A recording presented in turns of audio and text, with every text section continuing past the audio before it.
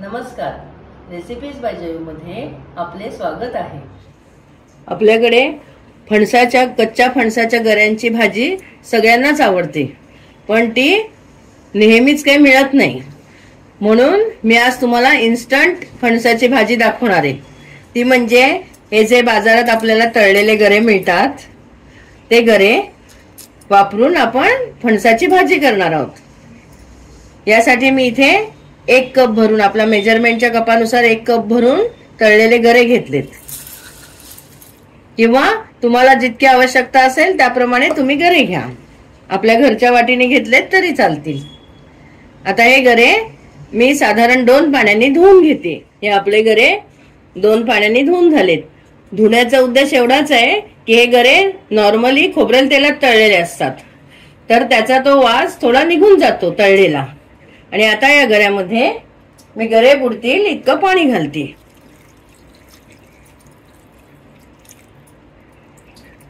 आता हे गरे आपण असेच भिजत ठेवूया हा मऊ होईपर्यंत, आणि मग आपण पुढची रेसिपी बघूया। हे बघा, आपण गरे भिजवल्यापासून 2.5 तास झालेत। आपले गरे छान नरम झालेत। तर आता आपण यातलं पाणी काढून टाकूया आणि भाजीला फोडणी देऊया। या भाजीला तेल थोडं जास्तच लागतं। मी इथे साधारण 3 टेबलस्पून तेल घातले, अंदाजाने घातले। या भाजीत आपण सुक्या मिरच्या घालायच्या असतात। सुक्या मिरच्या तळून मग कुस्करून लावायच्या भाजीला। तर आता या तेलात फोडणी करायच्या आधी मी या मिरच्या तळून घेते।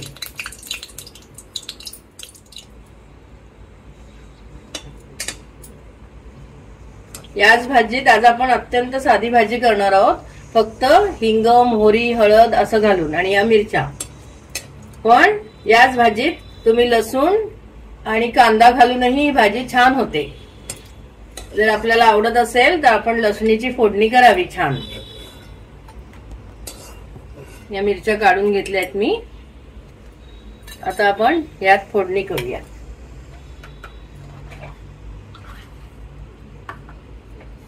तेल जास्त तापलंय म्हणून मी सध्या गॅस बंद केलाय।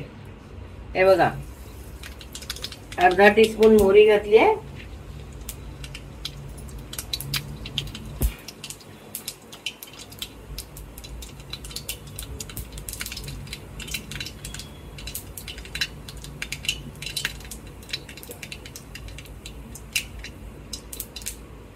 मोहरी आपली छान तडतडली आहे।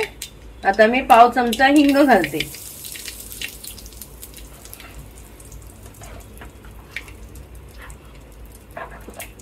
आणि थोडी हळद, साधारण पाव चमचा हळद। आणि आपण आता हे भिजवलेले गरे घालूयात।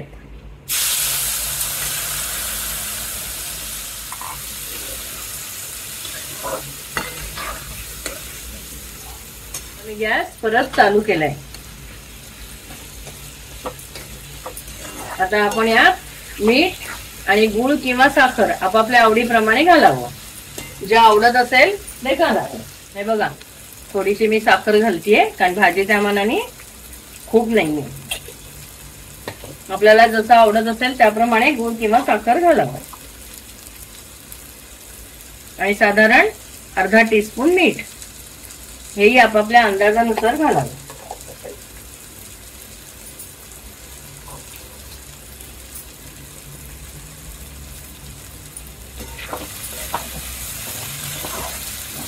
मीठ साखर घालून ही भाजी छान ढवळून झाली आहे। आता आपण ज्या तळून घेतल्या मिरच्या त्या आपण यात घालूया। आता मी गॅस परत बंद करते। या बघा, या मिरच्या अशा आपण कुस्करून घ्यायच्या। जसं आपल्याला तिखट पाहिजे त्या प्रमाणात मिरच्या घ्यायच्या तळून। आता कुस्करलेल्या मिरच्या आपण घालूयात। अतिशय खमंग आणि सुंदर अशी भाजी लागते ही।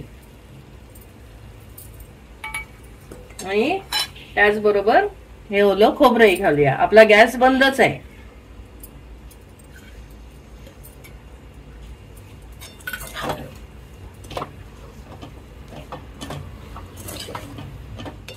आपली फणसाची भाजी तयार आहे. अक्षय जरा चव बघ रे.